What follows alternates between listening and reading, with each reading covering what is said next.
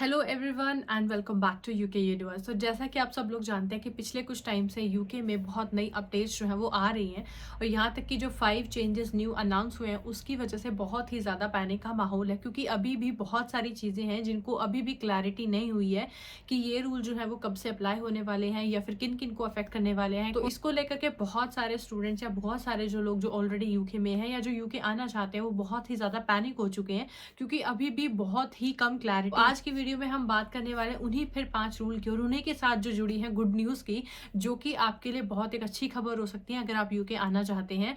क्योंकि आज की वीडियो आपके लिए बहुत स्पेशल है, तो आपको वीडियो को एंड तक देखना है और स्किप बिल्कुल भी नहीं करना है। और जो भी मेरे चैनल पर नए हैं तो सब्सक्राइब जरूर कर ले, क्योंकि यहाँ पर हम बात करने वाले हैं हर यूके से रिलेटेड हर वो न्यूज़ जो आपके काम आएगी। So without any further delay let's get into the video.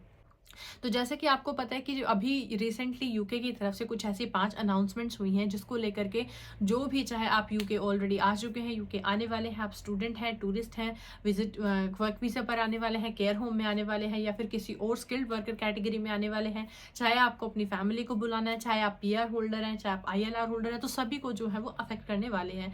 लेकिन ये रूल्स जो हैं वो अभी अप्लाई नहीं हुई है। तो गुड न्यूज़ क्या है कि ये जो रूल हैं वो अभी स्प्रिंग 2024 यानी कि अप्रैल से जो है वो लागू होंगे। अभी भी आप लोगों के पास बहुत ज़्यादा टाइम है, 3 मंथ्स है। तो जो भी लोग यूके आना चाहते हैं, चाहे वो अपने स्पाउस को यहाँ पर बुलाना चाहते हैं, चाहे स्टडी के लिए आना चाहते हैं, चाहे वर्क वीज़ा के लिए आना चाहते हैं, चाहे वो अपने डिपेंडेंट्स के साथ केयर होम वीज़ा पर आना चाहते हैं, तो वो लोग जो है वो अभी भी उनके पास टाइम है और अभी भी वो है अप्लाई कर सकते हैं। क्योंकि ये जो नए रूल्स हैं वो अभी अप्रैल के बाद से जो है वो लागू होंगे, अप्रैल के बाद से अप्लाई होंगे।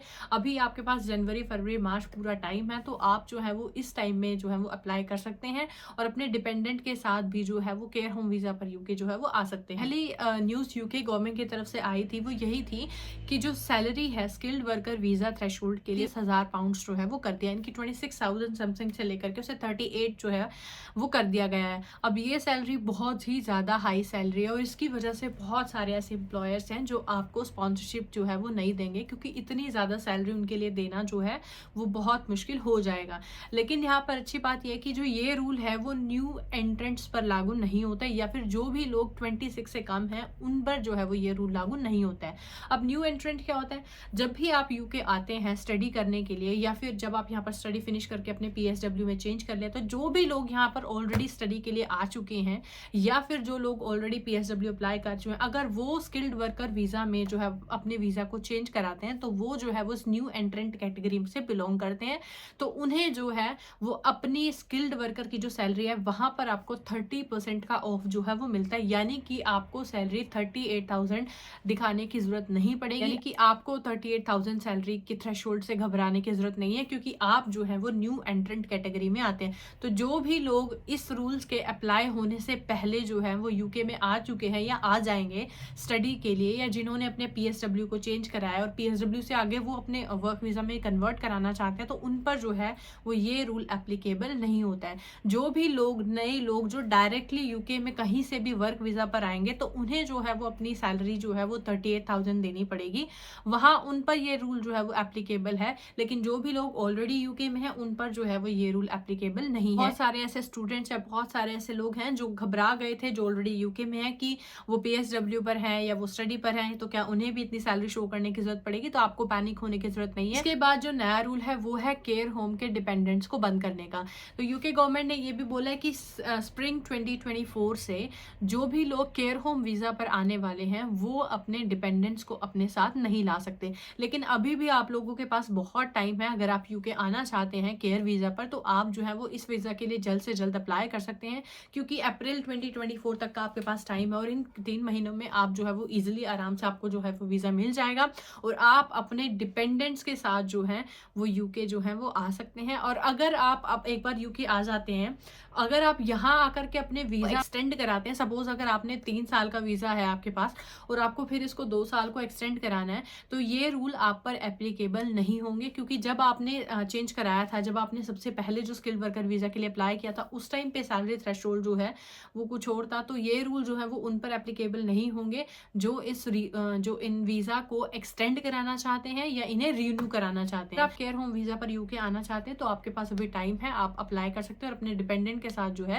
वो स्प्रिंग 2024 से पहले जो है वो अपने डिपेंडेंट्स के साथ यूके में आ सकते हैं। इसके बाद जो नया चेंज है वो है जो भी लोग ILR पर हैं या जो भी लोग ब्रिटिश पासपोर्ट होल्डर हैं, अगर वो अपने डिपेंडेंट्स को यूके बुलाना चाहते हैं तो वो जो है वो उन्हें सैलरी थ्रेशोल्ड जो है वो उनके लिए बढ़ा दिया गया है, कुछ 19,000 से जो है वो 38 के आसपास जो है वो कर दिया गया है। तो उन्हें भी 38,000 पाउंड्स जो है वो एज अ कंबाइंड इनकम जो है वो शो करने पड़ेंगे। तो जो लोग ऑलरेडी यूके में हैं, जिनके डिपेंडेंट्स ऑलरेडी यूके में हैं और उन्हें अपने वीज़ा स्टेटस को रीन्यू कराना है, तो उनके लिए जो ये रूल है वो इस तरह से होगा कि आप दोनों की जो कंबाइंड इनकम है वो 38,000 होनी चाहिए। हालांकि जो लोग पहली बार जो है वो अपने डिपेंडेंट्स को बाहर से बुलाना चाहते हैं, इन रूल्स के अप्लाई होने के बाद तब उन्हें जो है वो इतनी सैलरी थ्रेशोल्ड आपको दिखाना पड़ेगा। लेकिन अगर आप इन रूल के अप्लाई होने से पहले ही अपने डिपेंडेंट्स को यहाँ बुला लेते हो तो आपके ऊपर जो है वो ये रूल एप्लीकेबल नहीं होगा।